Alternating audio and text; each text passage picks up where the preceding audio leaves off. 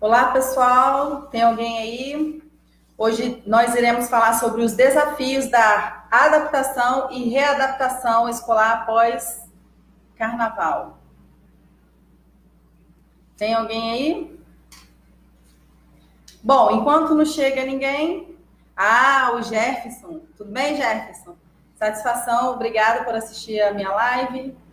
Olá, José Augusto.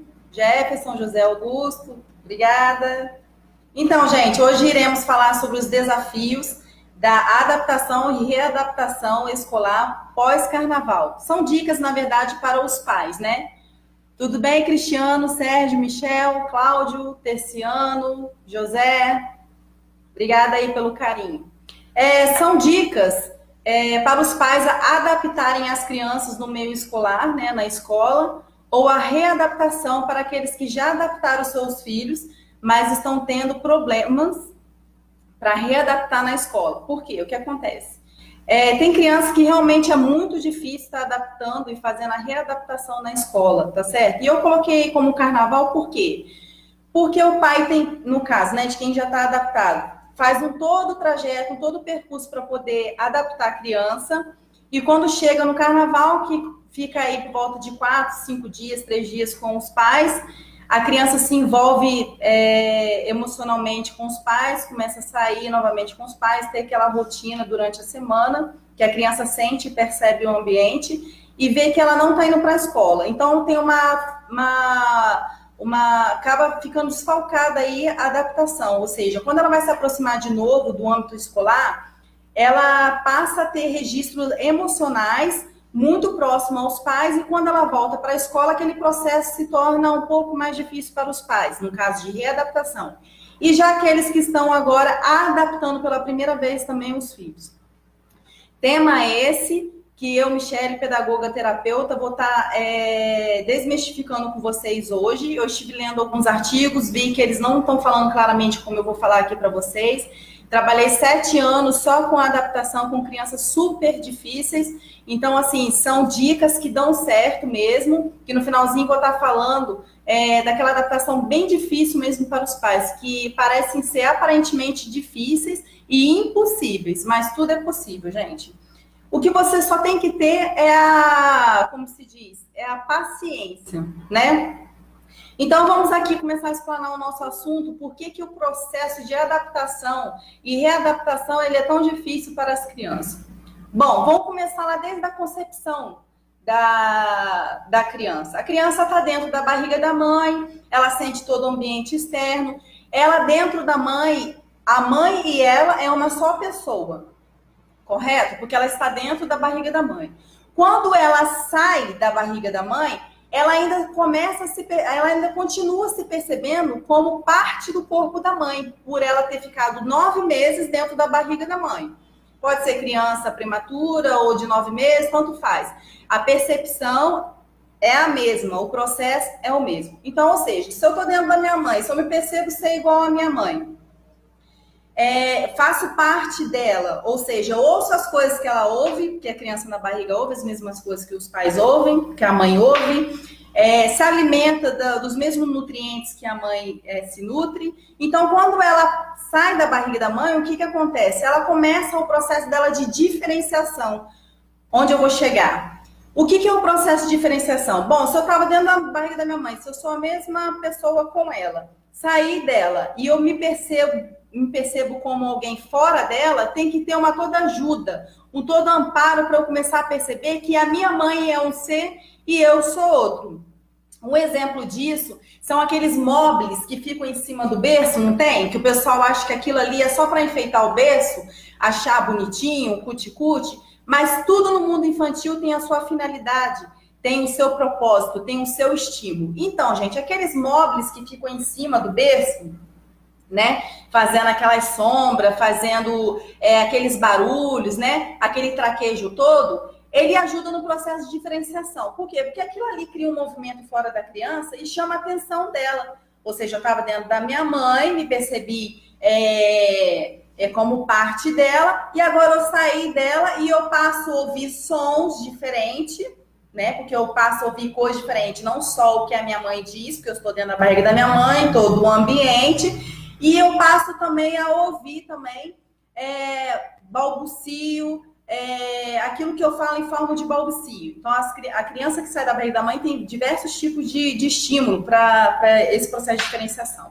Então, quando a criança vê aquele móvel em movimento, isso ajuda ela no processo de diferenciação, ou seja, ela começa a perceber que ela é um ser, que a mãe, a sombra da mãe ao passar é outra, e o móvel é um outro ser, né? Entre aspas, inanimado, que nós chamamos. Por quê? Porque a criança tem a percepção de quê? De dar vida aos objetos, né? Que é o animalismo, que a gente chama. Então, ela passa a perceber aqueles movimentos de móvel e começa a perceber que ela é um ser e que tem seres fora dela, né?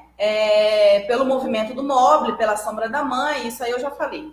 Mas, enfim, por que eu tô falando isso? No processo de adaptação, a criança, como está muito dentro da mãe e ela passa a sair e ela entra no processo de diferenciação, esse processo de diferenciação, ele é contínuo, ele se prolonga, ele não é rápido, ele não é repentino, ele leva aí mais ou menos uns 7 meses, mais ou menos, para a criança estar percebendo que ela é um ser e a mãe é outro. Ela vai começar a assimilar as necessidades dela à mãe. A mãe troca, a mãe limpa, a mãe alimenta, a mãe dá carinho, a mãe corresponde aos seus estímulos, às suas necessidades. Chorou, a mãe vai lá e pega.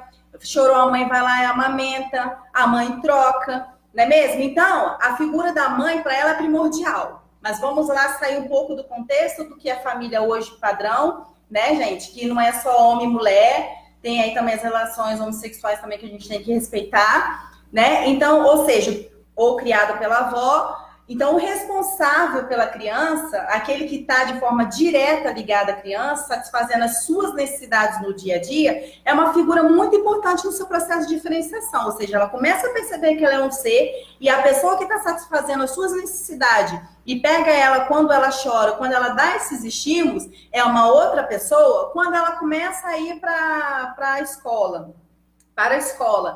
e ver o universo de pessoas estranhas, de pessoas que ela nunca viu na vida dela, como seria a sua reação? A gente mesmo como adulto, a gente já entra, né, em colapso se a gente vê uma situação dessa, dependendo, né, se o ambiente é hostil, se o ambiente é perigoso, ou seja, quais são as pessoas que estão envolvidas nesse ambiente, não é mesmo, gente? Se o ambiente propicia algum tipo de violência, facilita alguma coisa, imagina uma criança frágil, beber um pouquinho de água. Imagina uma criança frágil, que está ligada à mãe 24 horas, ou o seu responsável, seja ele a avó, ou que seja, que faça a criação da criança, satisfazendo as suas necessidades, e de repente ela se vê num ambiente rodeado por pessoas que ela nem conhece. Então, assim, é normal a criança se sentir insegura nesses ambientes. E o principal dos ambientes que passam insegurança na idade de 0 a 3 anos é na escola. Por que na escola? Porque ela está ali no contato, como se diz, contínuo, né, com alguém. Ela nunca vai ficar ali por volta de 10 minutos, 20 minutos. Ela vai passar o dia todo com essa pessoa. Então, o índice de insegurança é alto. Então, aqui a minha dica, a primeira dica. Eu, como professora, pedagoga e terapeuta, a primeira dica aos pais é o seguinte: se eu sou uma mãe que eu não tenho com quem deixar meu filho, lógico que eu vou lá e vou levar para a creche, né, de 0 a 3 anos. Mas se eu tenho condição de ficar com meu filho até os 2 anos, é recomendável, super recomendável que você fique com seu filho até os 2 anos. Por quê? Por 2 motivos. Ele tem formado o seu sistema imunológico, ok? E por outra razão, que ele tem lá os seus registros emocionais. O que seria isso? Ou seja, se você traumatiza uma criança, porque tem lá a creche de 0 a 3 anos, se você leva seu filho para ficar na creche, você traumatiza o seu filho na creche e depois você tem que levar ele à escola, à pré-escola, isso fica um pouco mais difícil de você depois adaptar, readaptar, que seja. Por quê? Porque os registros ficam na cabeça da criança. E por que eu estou falando isso? Porque às vezes o pai e a mãe tem que trabalhar e deixa a criança no berçário de 0 a 3 anos, e a criança acha que vai ser uma adaptação tranquila porque a criança não fala, né? Mas a criança percebe o ambiente que está fora dela. Ou seja, ficam registros emocionais na mente da criança. Ou seja, será que são percepções, são situações agradáveis ou desagradáveis? Entendeu? Então, assim, então, depois que você leva a criança para a pré-escola, esses registros ficam dentro da criança, registros emocionais que a gente chama. Então, a gente pede para dar preferência para quem estiver em casa, podendo estar em casa ou criar seus filhos, dá preferência deixar em casa com os pais até os 2 anos, para que o sistema imunológico esteja preparado, né? A criança vai ser menos propícia à infecção, a doenças, e pelo segundo motivo, repetindo, que é o caso dos registros emocionais. Quanto menos trauma eu trazer para minha criança, melhor na hora da adaptação na pré-escola, que é a partir de 3 anos a 5 anos. Ok? Então, aí, eu coloquei para vocês, listei, na verdade, alguns pontos relevantes. Eles podem oscilar, sair um pouco de ordem, mas é o que eu fui pensando e fui colocando aqui para não deixar desavisado nem desapercebido alguns pontos que eu acho que é relevante. Ok? Então, o processo de diferenciação eu já falei. A criança se vê em um ambiente estranho, com pessoas estranhas, isso aí também eu já falei. Tá. Os pais, ele acabam passando insegurança também para os filhos. Por quê? Porque ele vê uma série de pessoas estranhas recebendo seus filhos, lógico assim, estranho no sentido de que são pessoas fora do contexto familiar e do dia a dia, né? São pessoas que eles estão recebendo agora, estão se apresentando agora. Então, é muito, como se diz, corriqueiro os pais se sentirem inseguros também em relação a essas pessoas. Mas, pessoal, vamos lá, são pessoas capacitadas, incumbidas para fazer a adaptação do seu filho, para acolher, não é mesmo? Então, eu peço aos pais que tenham credibilidade na escola, nos professores, nos pais envolvidos, né? Tá ali conversando com os pais, tá se relacionando, até mesmo falando com as crianças, porque as crianças revelam muito as coisas. Então, não só tá falando com os pais, mas também falando com as próprias crianças que vão estar ali na escola, porque elas falam tudo que a gente não vê, aquilo que a gente não ouve, e serve de termômetro pra gente. Tá certo? Eu falei aqui dos registros também de 9 meses, né? Que a criança tem um registro emocional até os 9 meses, então dá preferência da criança ficar em casa até os 2 anos de idade, você podendo ficar em casa, deixa a criança até os 2 anos de idade em casa, para ela ter o sistema imunológico dela formado e pelo sistema de registro emocionais, para a gente não traumatizar essa criança de até 3 anos, que é na creche, de 0 a 3, para quando ela for para a pré-escola, ela ficar legal aí, sem nenhum trauma, sem nenhum remorso.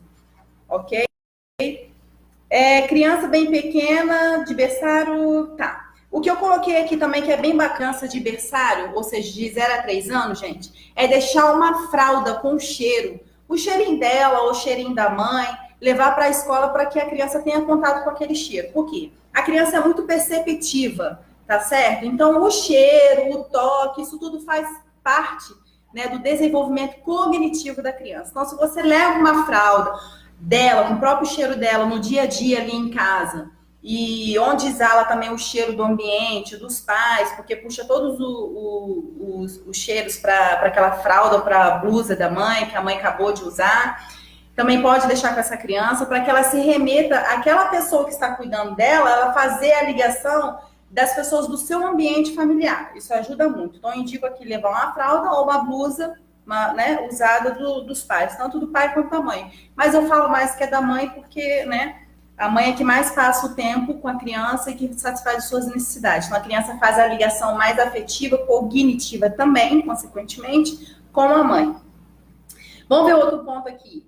Por ser uma criança que não fala, ficar de olho na rotina da escola. Ou seja, aquilo que eu falei, né? Por ser uma criança muito fácil de adaptar, no caso do berçário, de 0 a 3 anos.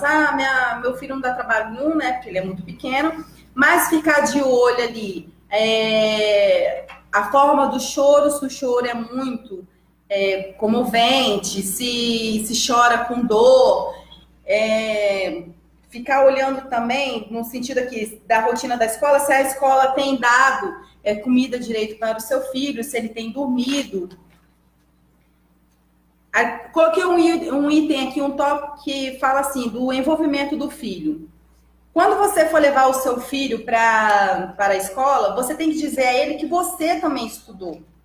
Lembra que eu falei que as ordens desses itens, não necessariamente numa ordem, né, cronológica, mas são itens que eu fui pensando e fui discorrendo para a gente não passar desapercebido, que são itens relevantes para falarmos de adaptação e readaptação escolar. Então, retomando aqui, quando você for adaptar o seu filho, você conta para ele quando você estudou, o que você fazia de legal na escola, se remeter àquilo que os pais faziam na escola como algo atrativo, como algo saudável para as crianças. Porque se ela entender que só ela vai à escola, ela vai achar aquilo tudo muito chato. Então, por admirar os pais das crianças, você pode dizer que você foi para a escola, que a escola era legal, que tinha muita gente bacana, tinham amiguinhos, tinham brinquedos, né? E aí você vai dizer um pouco da sua experiência para o seu filho, o que vai acrescentar bastante e vai trazer confiança a ele. Ou seja, meu pai, né, minha mãe já passaram por esse ambiente, então deve ser bem bacana. E aguça também a curiosidade da criança, ou seja, eu vou lá conhecer essa escola, tá? Na hora de na hora de comprar o material escolar, levar seu filho, se for aquele filho, né, de 3 a 5 anos que percebe as coisas, as cores, levar ele para escolher mochila, material escolar, isso tudo estimula. Ah, Michele, vai ficar muito caro, não inventa moda. Então, você sempre delimita ali o que você pode pagar. Olha, filho, que bacana este, olha que bacana este. Então, aí você vai delimitar, olha, este ou este, entendeu? Mas ali você vai mostrando dentro da sua possibilidade, mas sempre puxando a opinião dele daquilo que ele acha bacana. Porque ele que vai usar, ele tem que ser o todo interessado na história. Isso é uma forma também de estimular para ir para a escola. É preciso os pais observarem se essa participação dele está transformando em ansiedade. Tá. Falando aqui novamente dos pais, se essa participação dele está trazendo ansiedade, em qual sentido? Você está preparando o seu filho para ir para a escola, você está mandando ele para a escola, você está entrando com ele na escola, mas se você estiver ansioso demais, você estiver despreparado para levar o seu filho, escolha seu esposo para levar a criança até a escola, é um primo muito próximo, para você não transferir essa ansiedade para a criança, para você não transferir essa insegurança para o seu filho, ok? Espera aí que o meu vídeo aqui está torto. Agora melhorou um pouquinho. Evite perguntas. Ah, tá. O que eu coloquei aqui de evitar falar, né, demais antes de levar a criança para a escola. Ai, filho, será que você vai gostar da escola? Ó, você já trouxe insegurança. Filho, amanhã nós vamos para a escola, né? Trouxe pergunta, não trouxe segurança para a criança. Ou seja, quando for falar da escola, falar na hora que vai colocar roupa na criança. Olha, a gente vai lá conhecer um espaço muito legal, um ambiente que só tem criança, tem uns adultos muito legais lá, tem comidinhas gostosas, tem brinquedo, tem historinha. Aí você vai pautando as coisas que ele mais gosta na escola. Ou seja, não ficar falando dias antes, hora antes que a criança vai para a escola, que só gera uma ansiedade na criança, tá certo? Uma sensação de medo, de insegurança. Lembra que nós falamos do processo de diferenciação? Pode ser uma criança de 3, de 4, de 5 anos. Gente, é recente. O processo de diferenciação da criança estava dentro da barriga da mãe, depois ela passou para o processo de diferenciação. Você ainda está em transição, trabalhando com a criança no processo de diferenciação. Então, se você é referência da segurança, você não pode tirar isso de dentro da criança, que você vai deixá-la sozinha no ambiente hostil, né, aos olhos dela, um ambiente inseguro, né, onde ela gere medo, ansiedade, irritação, é um ambiente que ela é desconhecido, ok? E com a sua ajuda é que você vai desbravar esse território com ele, você vai dizer que é o quanto é interessante, vai mostrar as coisas que são interessantes nele, tá certo? Mas não gerar ansiedade, irritação, choro, nada na criança, tá certo? E tem aqueles pais que ainda fazem isso porque querem ver os seus filhos chorando, tá, gente? Tô cansada de ver isso. Aí, quando o pai ainda vê a criança bem adaptada na escola, ai, meu Deus, nossa, meu filho não sentiu minha falta.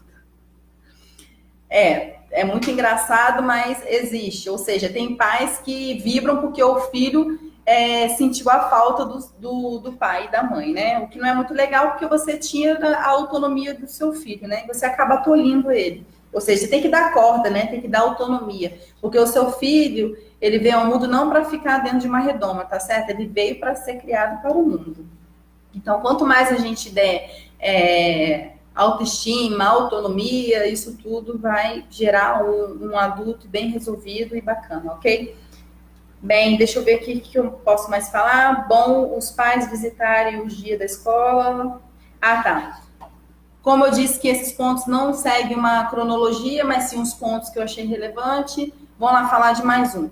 Ao visitar uma escola para levar o seu filho para conhecer uma escola, você tem que levar ele antes, um dia antes, 2 dias antes, para ele poder conhecer, para ele se adaptar, para ele visitar, olhar, né?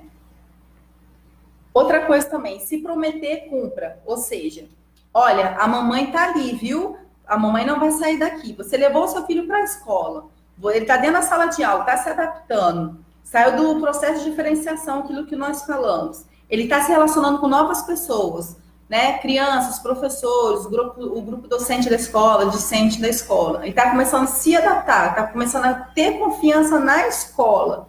E quando você fala, olha, a mamãe vai ficar ali no pátio te esperando, ou numa outra sala, e quando a criança se sente à vontade de deixar um pouco o amigo e ver se você está naquele ponto de referência, se você não estiver, você quebra todo o processo que a criança fez ali na escola, e que a escola fez com ele, que você fez com o seu filho.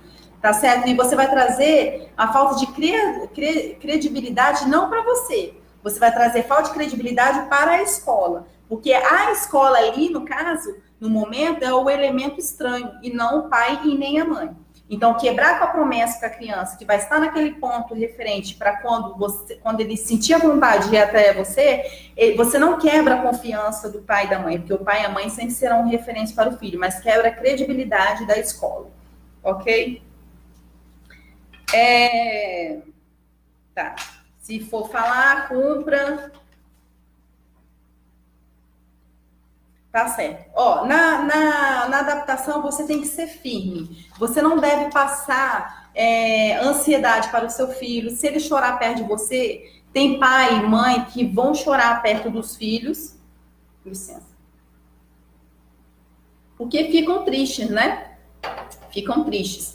Porque o filho chorou e o pai e a mãe ficam sentido, mas você tem que passar segurança para o seu filho. Você não pode chorar na frente do seu filho, ok? Evite chorar na frente do seu filho, porque ele vai querer saber por que você está chorando. E mesmo que não seja uma criança que pergunte, que o vocabulário dela esteja propício a perguntar desse modo por que você está chorando, ela vai perceber também por que você está chorando. E nós choramos de uma certa forma, quando nós estamos tristes, nós passamos essa percepção. E vai ser sempre essa percepção que você vai passar para o seu filho. Não necessariamente você vai estar chorando porque você vai estar feliz, porque você vai estar infeliz. E você vai inferir essa insegurança no seu filho. Então, você não pode chorar na frente do seu filho. Outro ponto positivo aqui, para a gente poder estar analisando, estimule o seu filho a lidar com novas emoções. Em qual sentido aqui? O pai e a mãe acham que é ruim, ele não está sentindo saudade dos pais, não foi lá na salinha onde deixou por referência, ou seja, o filho está na sala de aula, está se relacionando com os colegas, está fazendo tudo de legal. Aí o pai fica naquela sala, ou a mãe, né? Fica naquela sala que ele prometeu para quando o filho se sentir inseguro e quiser visitar como referência. E nessa hora o seu filho não vai te visitar. Isso gera em você a estabilidade emocional. E o que você faz? Acaba gerando também instabilidade emocional no seu filho. Porque você sai de onde você estava como referência, você vai até ele, porque você quer incomodar ele, porque ele não sentiu a sua falta.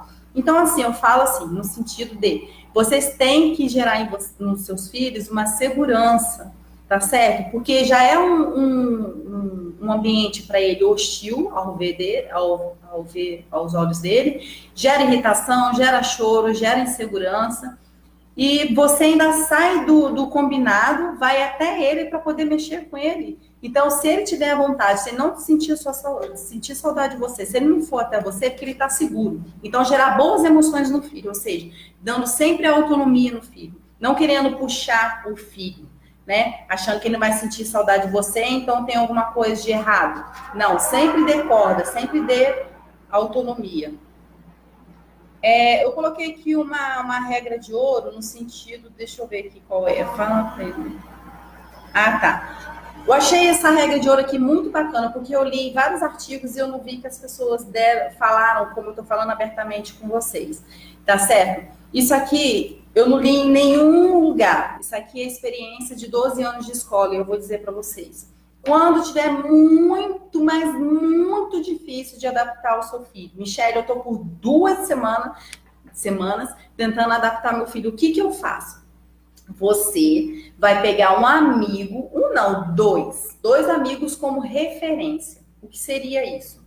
Você vai sentar, na hora do brincar do seu filho, você vai sentar na sala, com os amigos dele no chão, não na cadeira, da forma com que ele estiver. Se tiver na mesinha brincando de massinha, você vai brincar de massinha. Se tiver com giz, vai brincar com giz. Se estiverem sentados no chão, você vai para o chão fazer as mesmas coisas que as crianças estão fazendo. Se tirar sapato, vai tirar sapato, você vai agir como criança. Então, você vai escolher duas crianças que você acha que o seu filho vai combinar com a personalidade do seu filho. E você vai começar a incutir na cabeça dele que essas duas crianças são super crianças da turma. Ou seja, nossa filha, a Maria Clara e o Júnior são uma criança tão legal, né? Nossa, brincar com eles é muito bom. Gente, parece infantil o que eu tô fazendo aqui, mas é desse jeito mesmo que você tem que fazer. Aí você só vai notificar ele que são as duas crianças mais legais da sala, não que as outras não sejam, mas você vai pegar como referência. Por quê? Vou te falar por quê. Porque a criança sempre pega como referência um amiguinho, porque ele infere no amiguinho aquilo que ele vê em casa, tá? Então ele vai escolher sempre um amiguinho, 2 amiguinhos, mas na verdade você vai escolher 2, por quê? Porque quando esse amiguinho faltar, sempre vai ter o outro para poder te segurar. Porque se no dia que a adaptação dele tiver muito difícil, os dois aquele faltar, minha filha, não tiver o outro, aí você vai passar um pedaço. Então, primeiro você vai notificar de que aquelas crianças são legais. Depois disso, feito isso, você vai parar de se preocupar com seu filho. Depois, feito isso, você vai parar de olhar para o seu filho, você vai parar de falar com ele e você vai se comportar como uma criança. Não com linguagem infantil, não fazendo coisas infantis, mas agindo de forma natural. Você vai brincar do que aquilo que as crianças estão brincando, mas sempre direcionando para aqueles 2 em especial que você tinha falado com eles como referência, que são pessoas que ele pode confiar, que são legais, tá certo? Porque são aquelas 2 crianças que ele vai inferir a segurança dele na sua ausência. Porque você deu a dica que são pessoas legais, bacana, que são as crianças que você percebeu que realmente, inconscientemente, combinam com ele. Então, na sua ausência, ele vai inferir essa sua informação nessas crianças. Ele vai passar a brincar a mais com essas crianças. E passando a brincar na sua ausência com essas 2 crianças, o que ele vai fazer consequentemente? As outras crianças vão vir junto, dentro do pacote, e aí eles vão ser felizes para sempre, todos eles. Então, entendeu? Incute primeiro a ideia de que aqueles 2 amigos são fantásticos dentro da sala de aula, são bem bacanas. Você vai brincar com eles 2, em especial, como se seu filho não estivesse ali. E quando você não estiver, ele vai se relacionar com essas 2 crianças que você deu como referência. Essa é a dica de ouro que ninguém deu até hoje, e eu estou dando por 12 anos de experiência, e ela é infalível. Regra de ouro. Outra regra de ouro também que eu achei muito legal. Dia de natação. Se for, como se diz, se for o dia da natação dele e você não puder de nenhuma maneira entrar na piscina com ele, o que você vai fazer? Você vai ficar de fora, vai ficar estimulando ele a nadar. Filho, bate a perna, filho, faz isso, faz aquilo. Sempre mostrando que você está ali presente, ok? Um dia você pode até levar uma boia para acrescentar a natação da escola, deixar como um brinde. Sempre, né, pode levar um brinde, pode chamar atenção para alguma coisa, né? Ou sentar ali próximo, mostrar-se presente. Outra regra de ouro que eu achei muito legal aqui tá, esses 2 amigos aqui que eu já falei. Peraí. Tá, isso aqui também já falei. Tá. Quando ele começar a se, como se diz? Quando ele começar a fechar com as crianças, a socializar com as crianças, toda vez que ele chorar, virar para você e chorar, tentando te ludibriar, levar você de novo na lábia, o que você vai fazer? Você vai ignorar, vai sempre deixar no vácuo. Ou seja, se o seu filho não está sujo, não, né? Não está sujo na fralda, se o seu filho já comeu, você não está com fome, você não está sujo, você não está com sede, você já foi ao banheiro, deixa ele chorar. Você vai ignorar ele, porque aí você vai ver que é manha, porque a criança só tem duas razões de choro. Ou porque ela está cumulativamente, ou porque ela está suja, ou porque ela está com fome, tem ali as suas necessidades. Ou a criança chora pela segunda porque está sendo machucada. Se ela, por essas duas razões, né, ela chorar, é porque é mimo. E o que você vai fazer com esse excesso de mimo? Você vai deixar ela no vácuo, naquilo que nós chamamos de vácuo, né? Deixar a criança chorar. Por quê? Porque você vai estar construindo nela a autonomia, ela vai amadurecendo as suas emoções, vai vendo que ela não pode manipular um ambiente, não pode modificar um ambiente. Chorou, alguém vai lá e faz o que ela quer, né? Então ela tem que sentir que ela não manipula mais o ambiente, tá certo? No outro dia, você, como pai, mãe, o outro responsável da criança, a avó, que seja, você vai comprar uma balinha, um saquinho de balinha bem simples e vai levar para a sala de aula. Lógico, né? Levando em consideração que tem que ser balinhas molinhas, porque são crianças bem pequenas, e aquelas de preferência que não deixem engasgar. Você vai pedir o seu filho para poder compartilhar as balinhas, né? Dividir, e ele vai vendo a alegria dos amigos em compartilhar aquela bala com ele, vai sentir satisfação naquele momento, naquele ambiente, vai vendo que são pessoas confiáveis. Lembra do processo de diferenciação, que ele estava dentro da mãe, ele saiu da mãe, fez o processo de diferenciação, começou a perceber o ambiente fora dele. Então você não vai deixar ele num ambiente hostil, que aos olhos dele é hostil, que é a escola, com pessoas diferentes, trazendo irritação, choro, incômodo. Então você vai estar sempre ali presente. De qual forma? Entregando uma balinha para que ele possa entregar também para os amigos, e ali ele vai se identificando, vai vendo que os amigos vão ficando satisfeitos, e aí daqui a pouco está feliz para sempre. Rotina adaptada. Sempre também você olhar direitinho se o seu filho dormiu, foi alimentado ou está limpo na escola, tá? E qual o sentido? Eu consegui adaptar meu filho, deixei ele na escola, você tem que estar de olho nessas três coisas. Tá certo? Lembra que eu falei que às vezes o berçário são crianças de 0 a 3 anos, crianças que não estão com o seu vocabulário ali, que consiga comunicar alguma coisa. Claro que crianças de 3 anos comunicam-se muito bem, né? Mas se são crianças que não falam ainda, você tem que estar de olho nessa rotina. Lembra que eu falei que os itens eles não estão na ordem, é mais para observar mesmo, não passar nada desapercebido pelo que eu anotei aqui. Tá, se o seu filho mudou de escola, Michele, mas o meu caso é diferente. Meu filho mudou de escola, saiu de um estado para o outro. O que eu acho muito bacana aqui é o seguinte: você pode estar preparando com o seu filho uma comida típica. Faz com ele uma comida típica daquela região. Ou seja, eu, por exemplo, Michele Lemes, eu estou morando em Brasília, mas eu sou carioca.